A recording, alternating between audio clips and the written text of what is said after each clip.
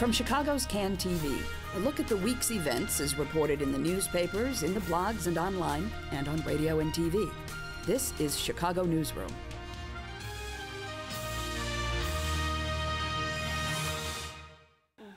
And hello again. Welcome to Chicago Newsroom. I'm Ken Davis, and we are today in the Chicago Newsroom Election Center with breaking news.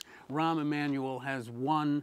Well, okay, we're a couple of days behind, but the reason that we are a couple of days behind is, first of all, we're scheduled to be on Thursday, but also because we thought this would give us an opportunity to bring some good seasoned observers to the table to kind of sit back and relax a little bit and go through all of these numbers, and boy, do we have lots of them, and try to put this into some kind of a broad perspective of where we have come, what this means, and where it's going to go from here.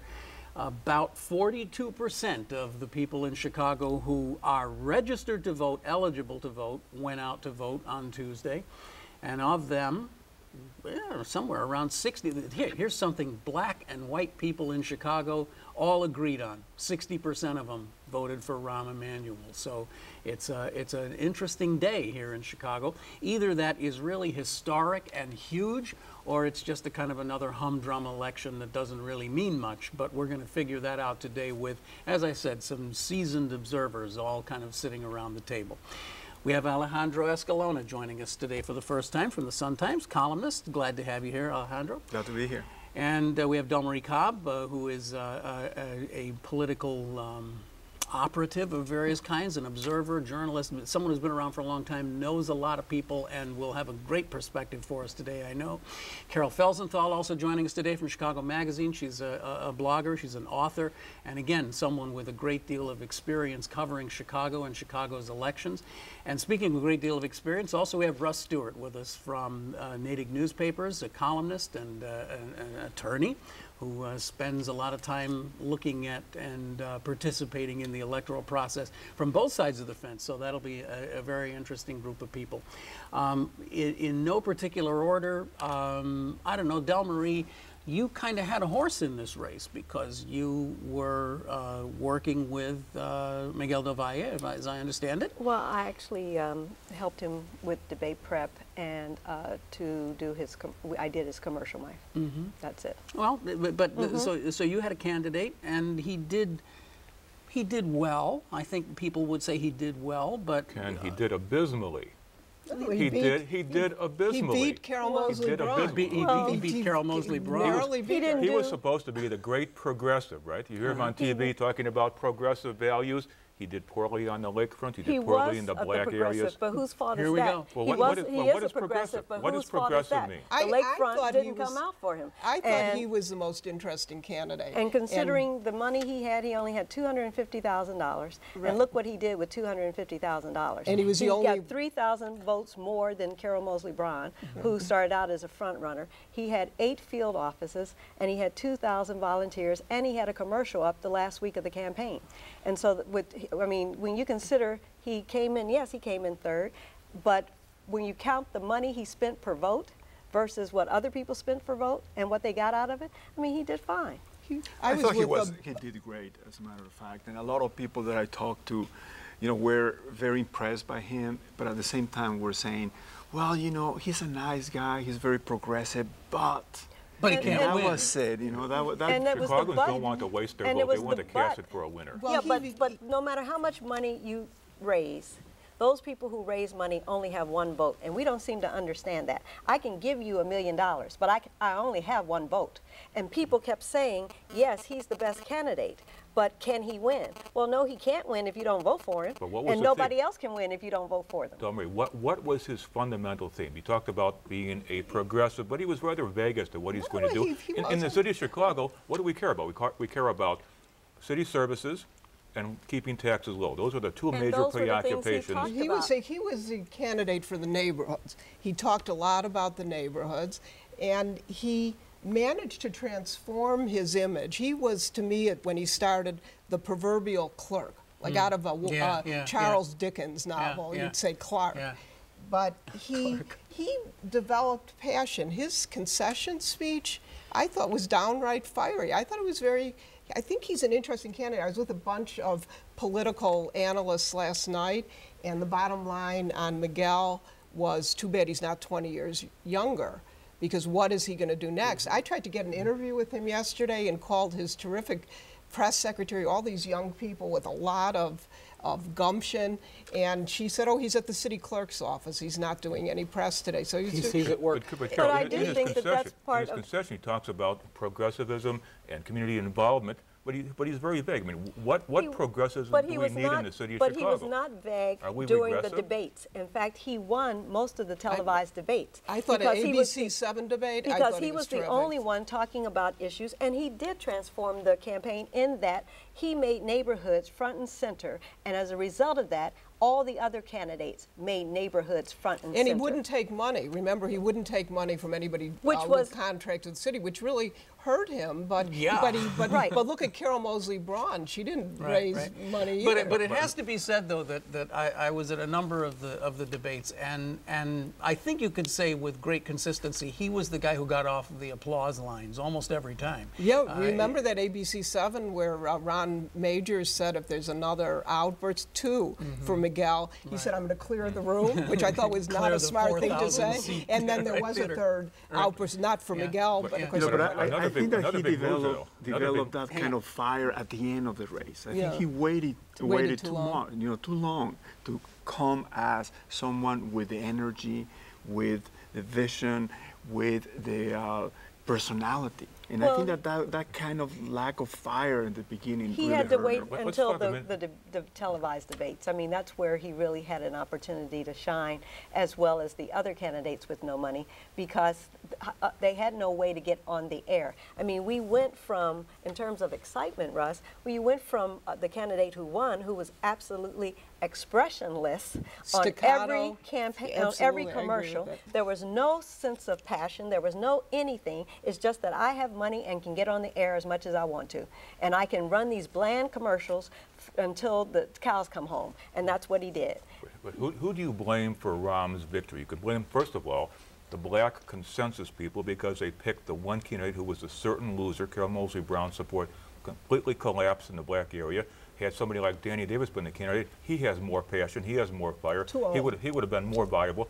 And most importantly, Barack Obama was the big winner, because in the black community, people were saying, vote for Rahm because Rahm will help re-elect Barack in 2012. I agree 100%. That is why Rahm got as much leeway as he got in the black community, was because of Barack Obama. And especially among older voters. There were three things. That was a real endorsement. It was Barack Obama, one, and it was two, the fact that they believed he had connections because of the money he was able to raise, and three was the perception that he was strong. He's going to come in and he's going to fight and he's going to make all these things happen. And Tom Dart dropping out, that is to me the key point in this campaign. If Tom Dart had stayed in, it would have been a real horse race. The other question before we move away from, we haven't mentioned Gary Chico.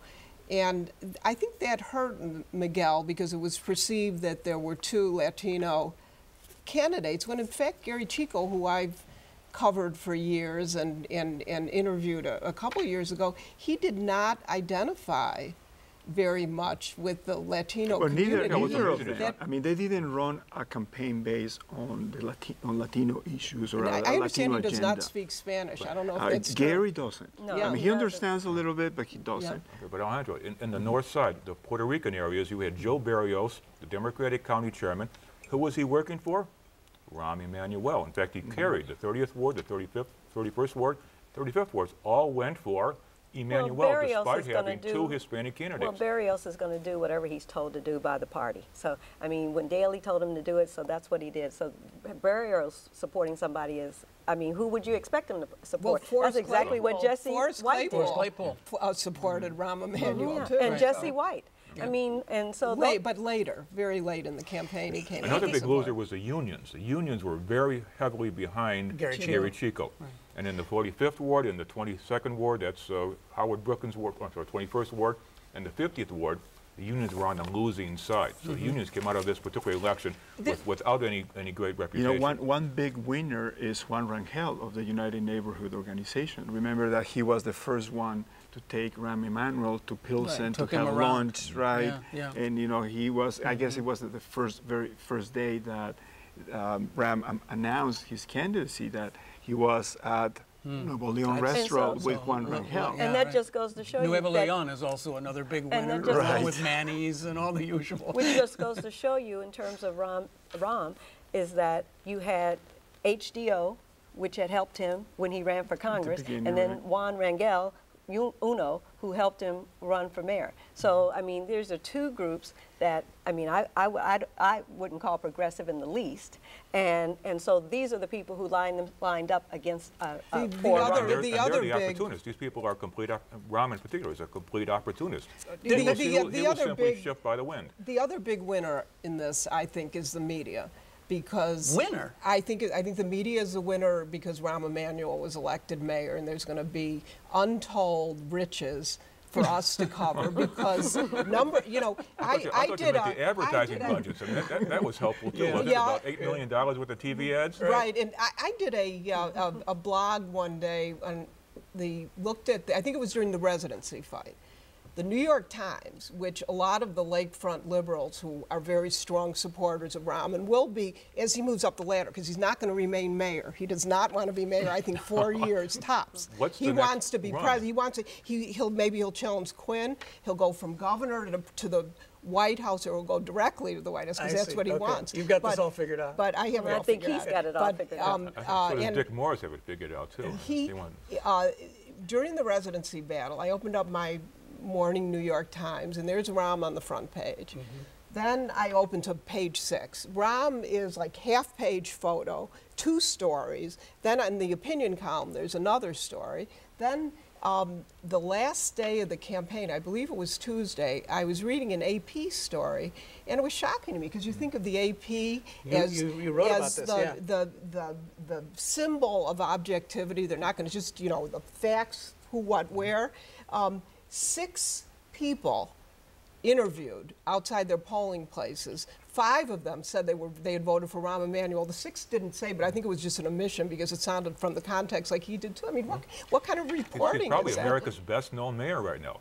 I mean, with well, Bloomberg, well, Right. And Bloomberg, very close second. Bloomberg called Called him. him. Yeah, Right, exactly. yeah. So here's the thing I want to ask. This is a really vague sort of concept, but Mary Mitchell, I think I heard her. In fact, I think she was on with you on VON a few days ago. And maybe I'm conflating this with something else. But Mary Mitchell essentially said, and forgive me, Mary, if I'm misquoting you, I don't think Rahm is going to do very well in the black community at all, because nobody I talk to who's black is going to vote for Rahm Emanuel. They're just not going to do it. Did they stay home?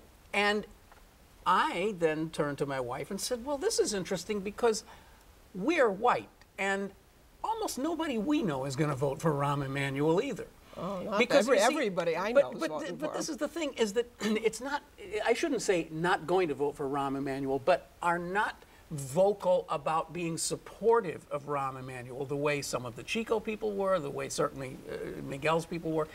In other words, this guy had kind of stealth support. I mean, I'm not talking about the campaign apparatus and everything else. I'm just talking about the people. What about all He the got 120,000 votes in the 20 black majority wards out of a 200,000 vote turnout. And Kelly Mosley Brown got 40,000 votes. So she Right, got 1 of right. 5.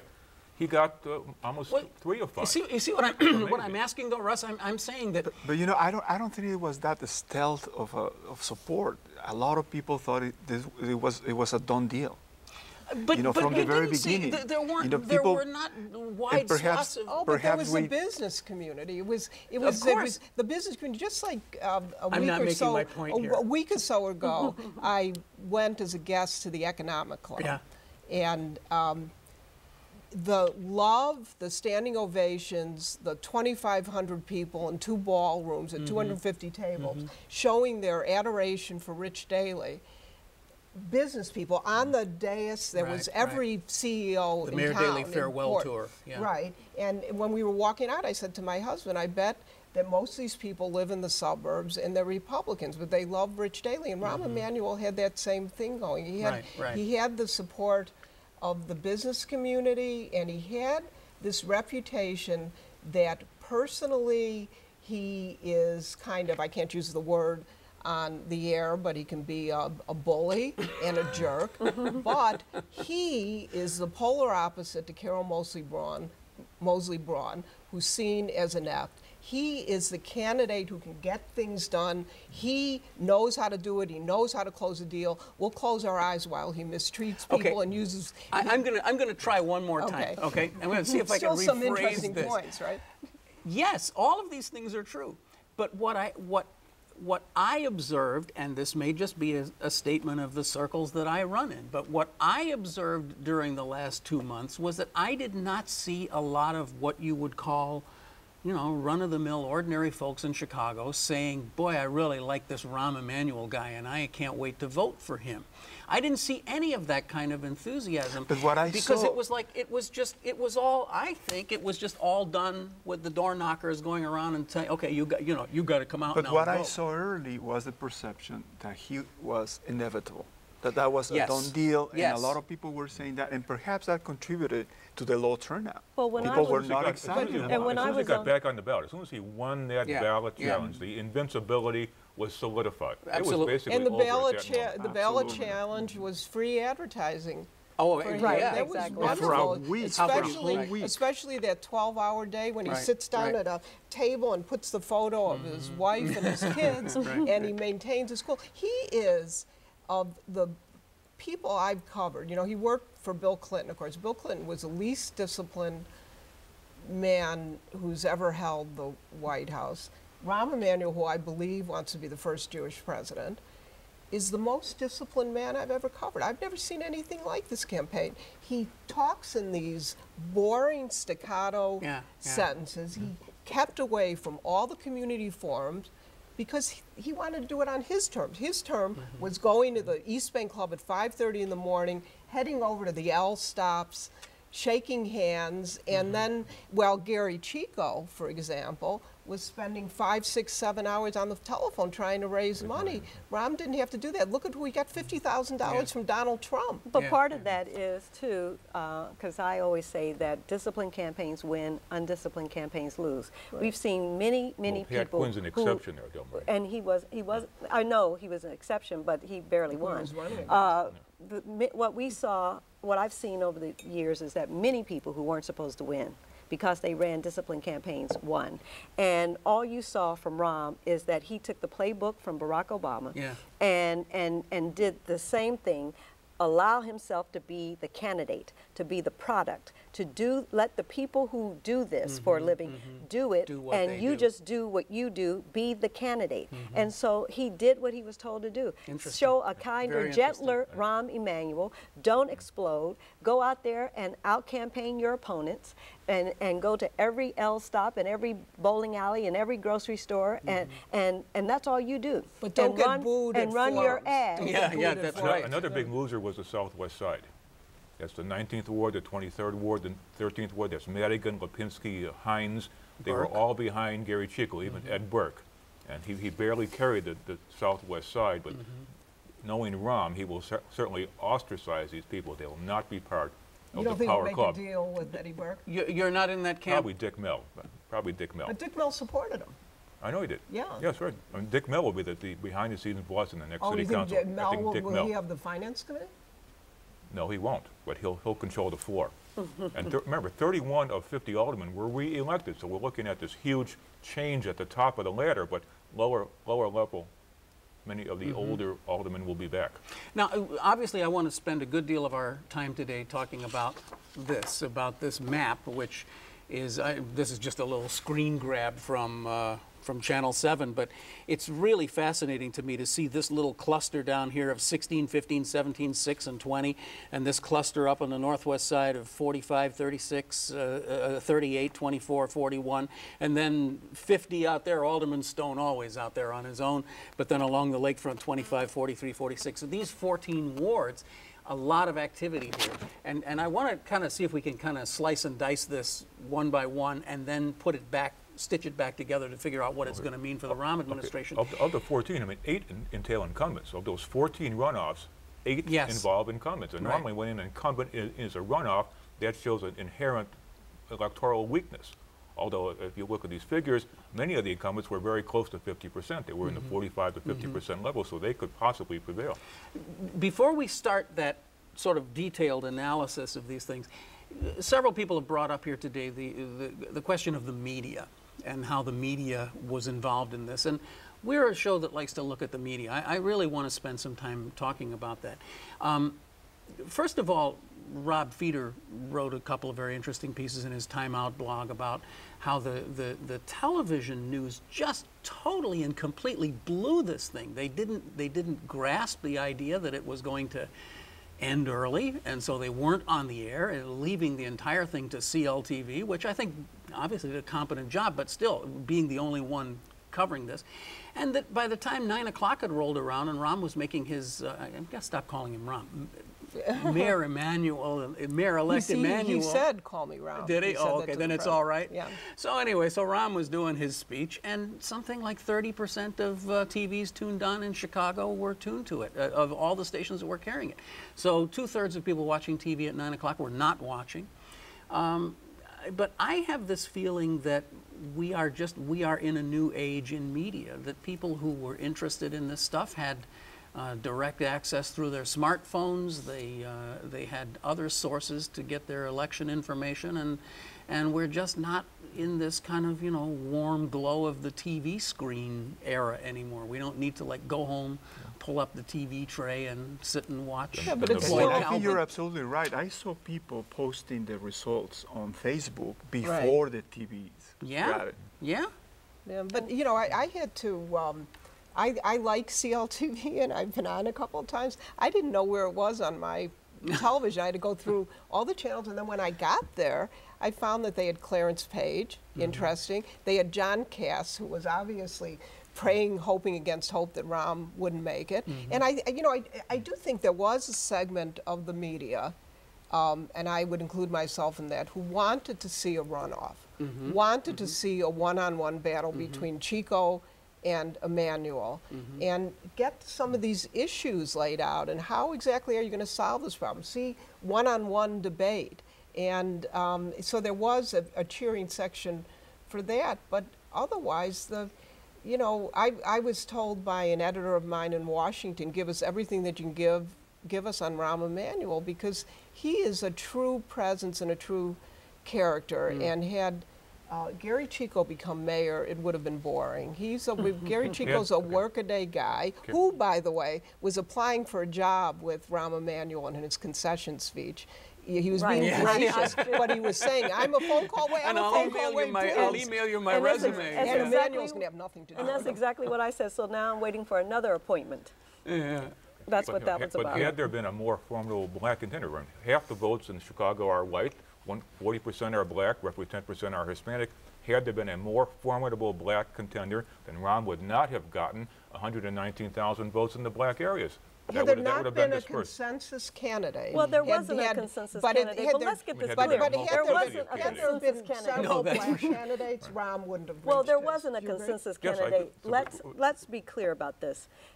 There was a process. There was a process that went on and on and on, and out of that process came Danny Davis. Then a group of people got together on New Year's Eve, a handful of people, and talked Danny Davis out of running and dropping out by saying to him, we are going to give Carol Moseley Braun $2 million. All the resources will go to her. There won't be any resources left for you. And so since we're going to do that, our advice to you is that you drop out. That is why on New Year's Eve at 9 o'clock, he dropped out and Carol became the candidate. It was not the consensus candidate. Out of that process, the consensus candidate was Danny. So let's be clear, first of all. The media called it the consensus candidate because she was the only one left standing out of that process. But she had not, when the groups were meeting, she didn't make it. I mean, she was the top two, among the top two, and they went with Danny. Delmarie, why would Danny Davis have believed that kind of tripe, that they're going to raise $2 million? I don't know why he believed it. I have no idea why he believed it, because the black business community, sucker's born every minute. Because the black business community were in that room, and they said to him, we're going to give our money to Carol. And so that's what happened. But they never did. And they never did. That's never had because $2 million Barack to Obama give. was on the phone calling the black business community saying, please don't give your money to anyone Wow, but that's Ron. that's a headline. Yeah. That's a headline. Is that, do you know that? Well, I mean, I've been saying this all along. That's your And- presumption. and- That's, you don't know that for a fact. No, I know that for a fact from people telling me. Well, I why do have didn't he sources get- in the That's black called community. Why didn't he hearsay. get Hearsay, right. why didn't he get Rogers? Why didn't he get John Rogers, the head of Ariel Investments, then to pull away from Carol? Because John said he's a friend. Because He's a friend John of said he Obama's. had an ongoing relationship with Carol for years Uh-huh. that superseded his relationship in terms of longevity with Barack Obama. And remember, John Rogers didn't support Harold Washington. John Rogers was for Daley every time Daley ran. Right. So, I mean, so you can't pinpoint John Rogers on where he's going to be. He's going to be, I guess, wherever he decides he's going to be. And so this time he decided he was going to be with Carol. but But his Davis- wife was with Rom. But Davis had stature. I mean, Davis His had ex-wife. stature. Davis had Yeah. run many times. Carol And was a flawed Hobson. candidate. Melody She had no Hobson, too. credibility whatsoever. She was the weakest possible nominee. But And she would you certainly proved it. agree that, you know, beyond that, would you agree that Carol Moseley Brown self-destruct? Oh, she did self-destruct. I just said disciplined campaigns win and undisciplined campaigns right, lose. right. She was the epitome of undiscipline. I mean, everything she did was undisciplined.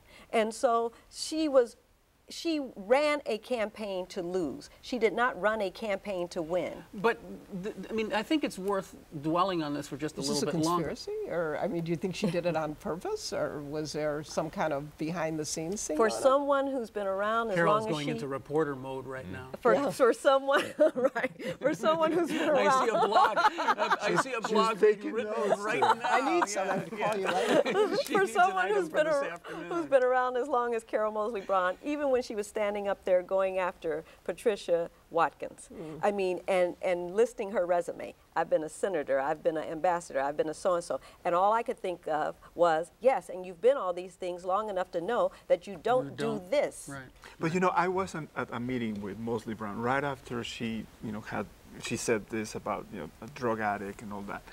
And she was asked if she was going to apologize, and the very next day was, you know, she was not sure about what to do. That's Yeah. an undisciplined campaign. That's an She was undisciplined totally campaign. undisciplined. I mean, had if I, she was going to apologize first of or all, not. that wouldn't have happened if I'd been doing her campaign. I mean, I would fair bet. That would not have happened, believe me. The second thing, though, she would have apologized absolutely immediately. It It would took not her, have what, gone to the 48 next hours? day. Would have gotten But away with even that, when right. when she said the first faux pas and when she opened herself up for hits was when she said, I'm not going to release my taxes because I don't want to. I mean, wait a minute, you're running for mayor of Chicago. What are you talking about? But in the past, though, Russ, can I just 1 second here, because this thing is still hanging in the air here. I mean, is there plausible evidence that the White House actually intervened in some way to say that they didn't want the black business community to support Carol Moseley Braun with money? I mean, that's an actual question. Do you believe that happened? I'm not saying that the president made a phone call, but the White House intervened? I believe that happened. All the evidence says it happened. Did was when Valerie you- Jarrett involved? I don't know. When you see what Rom said, I could not have done this without you, said that to the president. I could not have done that without you. What does that say? That said more than he ran a commercial. Well, But other than Bobby Rush and Danny Davis, Carol Moseley Brown had no support from any credible politician, and there was no institutional support. When Harold Washington ran, and Sawyer and Evans, the ward organizations of people on the street, there was a huge outpouring of support, and that was racial solidarity, and there was no racial solidarity. Okay, hold on just behind 1 second. Brown We're this just going to want to remind everybody that you're watching Chicago Newsroom here on CAN TV. And my name is Ken Davis, and we're joined today by Russ Stewart from Nadig Newspapers, who is a columnist and just a political animal of the highest order. We're going to be talking a lot about the aldermanic runoff races coming up in just a few minutes here. Carol Felsenthal is joining us also from Chicago Magazine. She's a blogger, she's a writer, she's an author. She is almost a historian, I guess you could say, of Chicago politics. Likewise, Delmarie Cobb joining us. Delmarie, among her many things, was a consultant, I guess it's fair to say, for Miguel del Valle's campaign. And we also have joining us from the Chicago Sun-Times. By the way, we should mention you have a column today. Yes, right. you do. I read it this morning. Well, very good. Alejandro is joining us today from the Chicago Sun-Times. And where are you? What page are you on? Anyway, because you had some very good things that you said today, and I want to talk about that. But we were talking earlier today about about the runoffs, and we're going to talk about that a little bit more right now. There are 14 wards in Chicago right now where some incumbents, some vacant seats are up for runoffs, and there are going to be some pretty vicious fights. I think we all agree in some of these wards. So let's just begin. Shall we go numerically? Shall we go through them by numbers? We have the Progress Illinois chart in front of us here right now. Let's start with the 6th ward. Frederina Lyle. She's the incumbent. She's been around for how long? A couple of years now, right? No, she's been there since 1998. Oh, I'm confusing her with someone, right? Yeah, she replaced John Steele, who That's became correct, a judge. Yeah. And so she's actually a veteran alderman, and she's up against, of course, Roderick Sawyer, the son of our former mayor. What are we thinking about in that ward? Well, she had, it was 6 people in the race altogether, and 2 were formidable in that Sawyer, because of the name recognition, and then the other one was a police officer. His name is Wooten. And so those were the ones who were the most formidable against her. Cassandra Burton had been endorsed by the Tribune, and she was she was a state's attorney. But she didn't do very well at all. And so when you look at the way everything shook out, she got 44% of the vote, and I think that's pretty good considering there were 6 people in the race. Just one thought now. We had almost a 600,000 vote turnout on February 22nd. Without a mayoral race on the ballot, the turnout will be much lower. In each of these 14 wards, there'll be no draw on the top of the ticket, which means that the people who have the better in-precinct organization, people who have the most money, will be favored. So in that particular ward, you've got Roderick Sawyer, the former mayor's son, and he has some credibility, some name recognition. Do you think he can win? No, I don't think he's going to win. I think Frederina's going to win. Well, who will Rahm Emanuel support? He will support Frederina Lyle in all likelihood, because she's one of the more independent voices in the city council. So he'll give her some money, probably, too, whatever he has left over from his campaign fund, which we don't know. And what he was giving the other aldermen before the race was over, because he already had about 36 he was supporting. So he's going to pick and choose out of this 14 who he will support this round. So we've got a prediction in that one, then? There doesn't seem to be a lot of dispute on that one. Let's move on. Well, she got 45% of the vote, so when you're 45%, it's close enough to 50%. That should be enough to overcome. Right. 15th Ward, this is a very interesting one here, because we have Tony Folks, I believe it's pronounced Folks, right? Right. Up against Ray Lopez, who is challenging. I don't really know too much about where things are at in this campaign. Tony Folks has a little bit of money, about $23,000, but Tony came in with the big box ordinance as a result of the big box ordinance. That's how she was elected the last time, and she's come into her own in terms of learning how things work and in the city council. And again, she was pro living wage ordinance during this last round. She was SEIU backed, right? When your opponent gets 15% of the vote, as Lopez did, I mean, that just shows an enormous disparity in terms of voter support. I don't see how folks can possibly lose in the runoff. Okay, that's out on the south, but that's one of the more southwesty of westy of the southwesty wards. Is Labor in her corner? Yes. So let's move on. Hal Baskin versus Joanne Thompson in the 16th Ward. Joanne Thompson is the incumbent. Neither of them seems to have a lot of money in the till. Well, all they have to do is wait for Hal Baskin to put his foot in his mouth again. That's what he seems to do. This is the 3rd runoff I know that he's been in, and each time he's managed to put his foot in his mouth. I mean, when he ran against Shirley Coleman. That's when he talked about her husband who was in jail, and he said something. It all comes back to us now. He said something to the effect, if she had been taking care of business at home, her husband wouldn't have. I guess he raped someone, and so that's the kind of mentality you're dealing with. What is his biography? He's the fifth time he's run. He's always identified as a former gang member. So what is that? Well, that's what I know. That's how I know he's. I mean, I know him, but that's how I know he's always described. But I know him as being an absolute male chauvinist pig. That's what I know him as. Okay, well there you have it, right there. I guess he's going to lose. And what do we know about Joanne Thompson? Anything? Oh, Joanne, she's another one who came in as a result of the big box. Okay. But people I've met in the neighborhood when she actually was running the first time, I met some of the vendors who were not black vendors, but it's a mixed neighborhood over there. And they said that she really worked hard. I mean, she came to their stores. She didn't take anything for granted. 16th Ward is north of the 15th. It's a kind of a vertical north-south oriented ward. I believe it's along Ashland Avenue, isn't it, if I'm not mistaken? And has always had, has historically had a very mixed, it's been a very mixed race ward. That's what I was saying. So, yeah. Okay, now Latasha Thomas is in 17, which is further south on these, in this cluster of South Side wards. She's up against David Moore. Latasha Thomas is, of course, the incumbent there. And Latasha came out of Terry Peterson's organization. She worked with Terry. She's a lawyer. And she's traditionally always sided with Daley on everything. But she's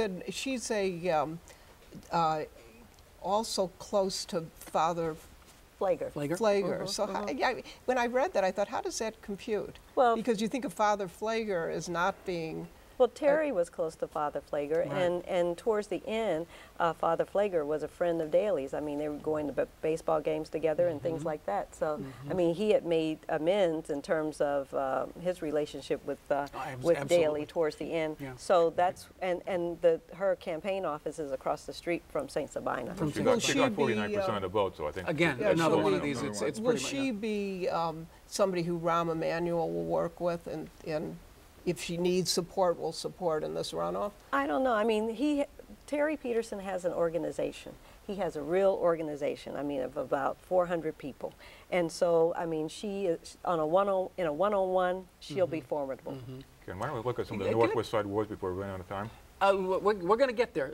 We got plenty of time, and we will, I promise. I just want to ask you a question about Terry. Is Terry Peterson still active in the ward? He's still active in the ward, yeah. Because I know I worked for the city for some time and had the occasion to go out with Terry Peterson when he was alderman and back when he was working in the planning department too, and it was something to see him when he would bring a neighborhood together. It was remarkable. Russ, we're getting there further north. I know we're starting on South Side just because we're doing it numerically, but 20th Ward, Willie Cochran and Shay Reinfest Smith. Now, again, what were the numbers on that? You're our guru on numbers. What did Cochran get? Cochran got 46%, and Shay Smith got 20%. And 4 years ago, Willie Cochran beat an indicted incumbent. I forget her name. Who was the incumbent now? Oh, it was Renda Troutman. Renda Troutman. So he just happened to be running against an incumbent under indictment, and he won. So I don't think he's been a very effective alderman. But he'd get 46%. But what about this guy, the rap artist? I mean, does he have ability to be an administrator? Well, I hear a lot of young people did come out voted for him to support him, and you know, even those who didn't live in the ward came out to support him. I mean, I ran into him, and he said that he certainly, this was more than he bargained for. He didn't realize it was running for alderman was what it was. And I know towards the end they did not have all the infrastructure in terms of administration that they actually needed. Now they may get it this second round. Well, it's going to be an interesting. It's just going to be an interesting race. Where for will a lot Rahm of be reasons. on this? I don't know. Yeah, that's I don't think Rahm really cares about these wards. But he Well, needs, some he of them he needs does. the numbers. He needs the numbers to get his. I mean, his- some of think them he's he gotta does care about. all of them, don't you? He needs about 25 or 30, Is he and I think I 26? think he's got his But majority I right think now. he will care about the 25th ward Yeah. with Danny Solis. Yeah, well, that's Definitely. where we're going next. The 25th Ward, Danny Solis, and you're going to have to forgive me on Mr. Morfin's first name, but Cuauhtemoc Timok, Morphine. Right. Timok, yeah. Yeah, Timok. Now, Danny Solis, Rahm Emanuel's going to need him, don't you think? Well, as we were saying before, Ram got a lot of support from Uno. Uno is friends with Danny Solis. Right. So I bet that there's going to be a lot of support from the mayor so that Danny Solis wins. But And he Alejandro, he's got 20 years in office. How could he not have won? Well, that is without a the runoff? question. That's what He said. said he didn't work hard. Right, he That's said what he didn't said. work He hard said enough. he just No, I didn't, think that there- didn't I guess take that's a the good reason, race huh? seriously Seriously, enough. right. I've really never heard a candidate say that I before. neither It was have- very surprising. I'm happy No, to but see you there's say that. there's a lot of questions about what he's been doing, and the community is not very happy. And also, I heard that the area of Chinatown, they just want someone else. They Well, might not he's- even want a Latino. Now, of course, I don't alderman. know what redistricting is going to be, but that's always been such a bifurcated ward because he has a lot of Chinatown and he's got Pilsen, and it's a kind of you have to be sort of an alderman to two very different constituencies. And he's another one who's been a consistent daily vote. Yes, he has. Well, he was appointed by he was appointed by the Daley. distinguished mayor. Remember He's one of the remember 75. What do we The know son about of the former Morphin? alderman, Albi Do we- Medrano, ran against him. Son of the former who was in jail. He got, I think, Morphin got 24 or 28%, and the other guy got about 22%. But I just don't see any great outpouring of opposition to Danny Solis this time. Okay, let's. Do we know anything about the man he's running against? No, Well, I don't. he's an activist. He's been around for a like a long time. community organizer? Activist, a community organizer. That can and- get you very far, right? Well, right, but he's been in the community doing Yeah. a lot of things. Yeah. He opposes you can the become president doing that. Right, but I don't know about that's right. alderman. Right. Yeah. Yeah, Morphin opposes gentrification, and he's been around, so people know him in the community. Well, but he's got a very big bridge to cross. It's 20 points, Yeah. right? yeah. That's, Okay, moving northward, let's go to 36th Ward out on the west side of Chicago. This is John Rice versus Nicholas Sposato.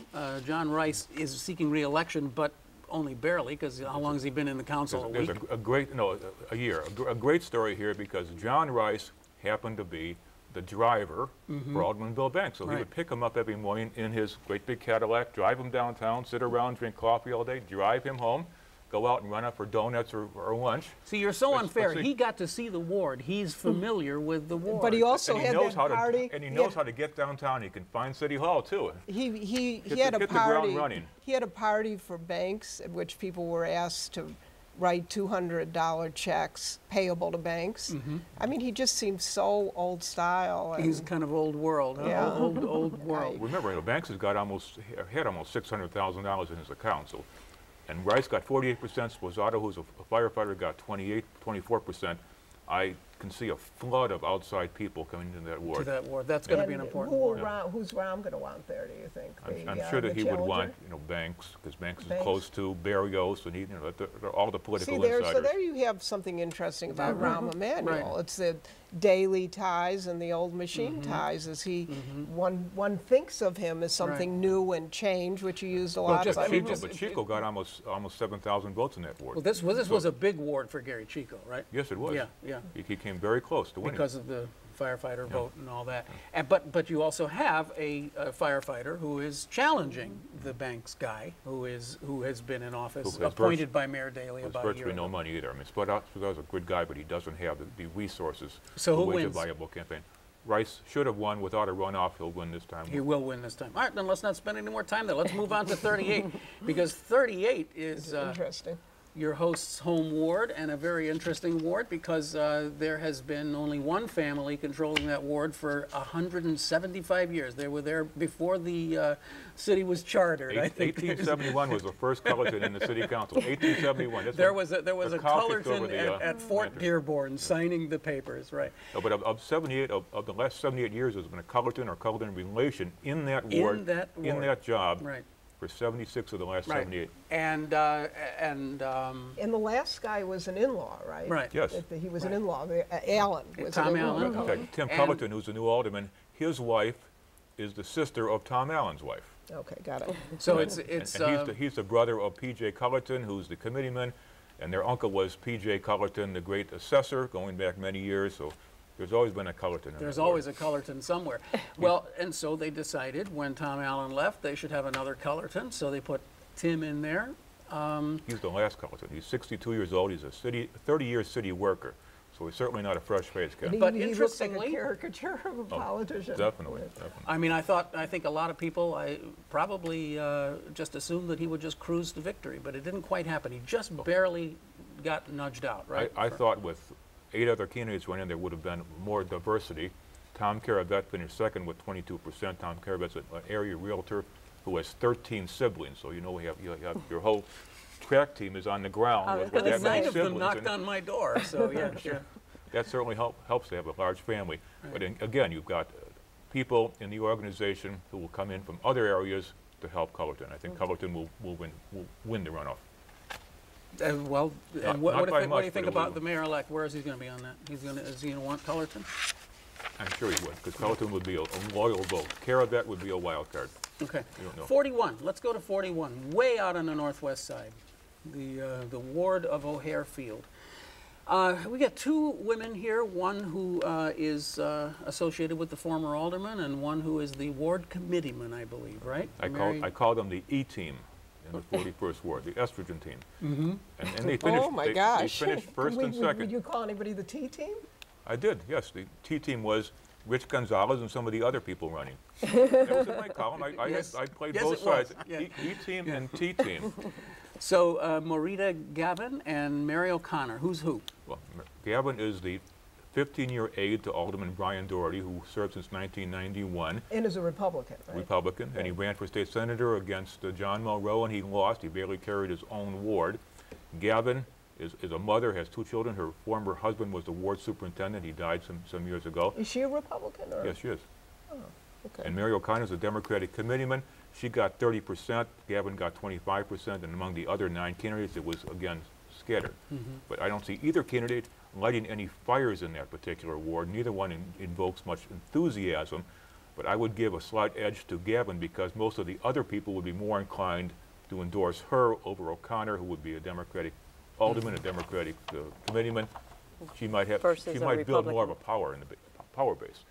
I think Emmanuel would prefer to have O'Connor because she would be more capitulative in the city council. But it's pretty much just up for grabs. I'd say I would give a slight edge to Gavin in a very low turnout. Interestingly, that out on the northwest side, we have this is where we have a huge number of open seats, 43, 45, or not northwest side, but on the north end, 41, 43, 45, 46, all open seats. Let's go to 43. Let's go to Lincoln Park. What is going on in Lincoln Park? We have an open seat in the 43rd Ward, and we have Michelle Smith against Tim Egan. Tim Egan has sought this office before. And so has Michelle. She was in a runoff before. She was in a runoff in 2007. She is the committeeman. Okay. She works very hard. She is really energetic. I get so many emails from Michelle Smith. I haven't had the heart to ask her to take me off her list, but you know, there's some interesting endorsements here for what they say. Smith has support from organized labor and touts the backing of progressives like Danny Davis, Marty Oberman, remember him, Dick Simpson. Egan endorsed by Chicagoland Chamber of Commerce, Jesse White, who we said before has backed Rahm Emanuel, and Cook County Sheriff Tom Dart, who I said before, if he had stayed in the race, we'd be talking about Mayor Dart now. Yeah, Isn't there a big controversy that is an interesting with the old Lincoln Park Hospital? That's it. At Halsted and Webster, they used to be called condominium. the Grant Hospital. That's the big Grant Hospital, and now they want to develop and Children's Memorial Hospital is moving downtown. There's an enormous amount of everybody's going to want to put their. And can you imagine how many condos you can put on that? And how much money? And how much money will be made? And Walmart wants to move into that area. Yeah. Smith got 37%, Egan got 28%, so I think Smith is a bit closer to the magic number. I'd say she's a slight favorite. She's got a better organization in the ward. You buy that, Ms. Felsenthal? I think Smith will win. Yeah, Smith's I do going to win. too. Okay, let's move on. 45. The 45th ward is again a northwest side ward, and we have, boy, it's just a fascinating thing. You had somebody who was designated by the outgoing alderman, and they didn't get there, and now we get these other two guys, John Arena and John Garrido. You ever hear the old phrase, stick a fork in it? Well, in the 45th ward, they stuck a fork in organized labor, because organized labor spent over $200,000 on mailings for Marina Foz Huppert, who's an organizer with the International Commercial and Food Workers Union. She just wasn't saleable. She moved into the ward in '09. She announced in December the people in that ward are not going to take and tolerate a carpetbagger or a newcomer. You can also stick a fork in Pat LeVar, who's the Democratic committeeman. Now, Marina in her... You put him on your loser list. Oh, absolutely. Marina, when she filed, she said she's not part of any organization. Well, that was a total fallacy. She was a creature of the unions and LeVar. And then she tried to change her story and become a progressive and talk about endorsements from people like Jeff Schellenberg and Northwest Democrats in Action. She tried to reconfigure herself during the campaign when she wasn't even known in the first place. But she had almost 3 mailings a week for almost 5 weeks. It's sort of like the Feigenholz campaign, where it was all gender-based. They would have her endorsement of more daycare was all directed toward female voters, not male voters. And it was overkill. People resented it. She only got 28% of the vote. Well, last Saturday, driving around in 45, you couldn't find a street that didn't have 20 or 30 Marina signs all over it, but it didn't work. So we're left with John Arena and John Garrido. What's happening? What's going to happen? Marina got 18% of the vote. 18%? 18% of the vote. John Arena got 23%. John Arena is a community activist. He's supported by many of the liberals in the area. John Garrido is a 18-year police lieutenant. He's a Republican. He's running on a tough on crime stance. Arena's running as being a, quote, independent voice in the city council stance. So the key is going to be where the organization goes. What's left of LeVar's organization? Will they support Garrido or Arena? Either way, LeVar is toast in that ward. His career is over. So, any projection? I'd say Garrido would be a slight favorite right now. Okay. But Arena was endorsed by both the Sun-Times and Tribune, so that was very helpful. And strongly so, too, Yes. I'd say. Those endorsements matter? Yes, they do. Today? They do. They do matter. It was very helpful. That did catapult him from a third or fourth place finish to a second place finish. We got a couple things we got to do here. This is Helen Schiller's ward, 46. We've got Kappelman versus Phelan, and we've got to reserve enough time to talk about the 50th ward. So, right. All right. So Kappelman and Phelan. Well, they each got 20%. That doesn't show any great outpouring of support. Phelan held her election night party at the Kit Kat Lounge, where the club's red pasty-clad dancers strutted amid disco balls and pounding music. And she has pushed this idea that the 46th ward has the bones of great entertainment to make it into an entertainment ward. ward. And she's also been opposed to TIF, or tax increment planning funds, being used for either Target or Walmart in the... Well, they're both anti-Schiller. Molly interesting. Phelan opposed the Target store. The Target, the Wilson Yards project. So really, it's just a toss-up then? Is that what we're saying? Could go either way? I would give an edge to Phelan. We have about 3 minutes left, and we really should devote those to the Dean of the City Council, Alderman Bernard Stone, who has said that Deborah Silverstein, I think he said something like she doesn't have one whit of experience, and has called her a housewife. She's married to the state senator. Right. And, who happens to be the Democratic committee. My guess is that... a pisher, whatever that means in Jewish. Oh, that means an upstart. That's an old Yiddish term. But I grew up in that ward, so I have a fond place in my heart for it, and I think Silverstein will win. The question that I have is, and won't Silverstein, I ask you experts, get Rahm's support over Stone? That's been the question. That was one of the questions I absolutely had wanted to ask you. Somebody's come up with it, but he really is Stone age. Stone backed Clinton last time. Stone backed Clinton, and Ira backed Obama. I think there was a lot of resistance of people saying, why should we support the senator's wife? That was a subliminal issue, and that did decrease her vote. But Stone got 37%, she got 34%, so it's really tight. For an incumbent, that's a pretty low number. Stone's people went to prison, right? The last Yes, election over because for of the screwing around thing with the with vote. And I think it's just because how long he's been there. I think she has a real chance this time. This would be his 11th she's term. Orthodox. She's Orthodox. She's an Orthodox Jew? Yes. And Bernie's a Reform Jew. So there's a big dichotomy between the Orthodox Jewish community and the Reform Jewish community. And Stone's son is a massage therapist or something, or an herbologist. He was in the mayor's race. Yes, he was. He was a mayoral candidate. Yeah. Very early on. So do we have any projections here?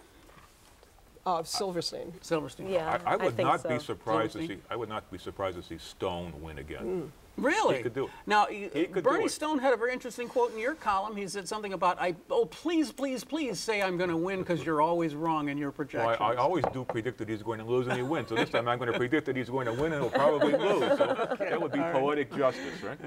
I wanted to reserve the last word for you, Alejandro, because in your column today you talk about ROM and where ROM goes with Latinos and that kind of thing. And we have just a few seconds left. It's yours. Well, he has a big challenge because Latinos are bypassing Chicago. Immigrants are going to the suburbs. Such an interesting point. The population of Chicago is shrinking. Latinos are going everywhere in the western suburbs and northern suburbs, and he has a huge challenge to make something, to work for the community, doing something for the neighborhood so that people stay, better schools, safer streets, more parks. And he made a lot of promises to get a Latino vote, and now we'll see what he has to do. But what practically can he do? Well, I think that he could start by addressing schools. I mean, if he can focus on graduating more Latinos and blacks, I think that will be. I think he can make a difference. You mean charter schools? Charter schools? He can do both. Better CPS schools and push for more charter schools. Also, I think that he has to focus on gangs. Gangs are heavily involved in drug trafficking, and a lot of the drug trafficking now is tied to the Mexican cartels, and no one is talking about that. And I know that the superintendent had this meeting with gangsters, and everybody talked about that. Well, Gary Chico was talking about that. Right, and I don't think that anybody is really focusing on the role of the drug cartels coming to Chicago. Yeah. Well, it's a very interesting read in the Sun-Times today, and I really recommend people read it because, among other things, one of the things that I think you've touched on is this idea that Latinos coming to the Chicago area are in large numbers not coming to Chicago anymore. Pilsen and Little Village. Going right to the suburbs, going right to Aurora, Carpentersville. Yeah, there's been a huge shift on that pattern. They used to settle in Pilsen, Little Village, Humboldt Park, and then saving up money to buy a house in the suburbs. We're gonna not anymore. We're going to do an lost entire. 200,000. Yes, I know, and That's it's a huge subject story. to the census, another show. It's a That big is subject. another huge show, show. and it is an incredibly interesting subject. And Mayor Daley didn't mention it. And the some of it economic was world. done on purpose Yeah, well, By who? by Daley. And the unfortunately, on public that note, housing. that's where, Exactly. as you can see, we're just getting started with that conversation. How does a city like Chicago lose 200,000 people, and what does it mean? Well, I want to thank all of our guests today, Alejandro Escalona, Delmarie Cobb, Carol Felsenthal, Russ Stewart, for being with us today, and you have been watching Chicago Newsroom, which is, of course, a community service of CAN TV. You can find us here on cable, but you can see this and all the other programs online. If you'd like to go online, why don't you go to cantv.blip.tv and check us out there for ways you can watch the program. You can also subscribe on iTunes, and you can listen to the audio ride the train and listen to the audio. I'm Ken Davis, thanking you so much for watching this very special 1 hour of Chicago Newsroom. We'll see you next time, and thanks for joining us here on CAN TV.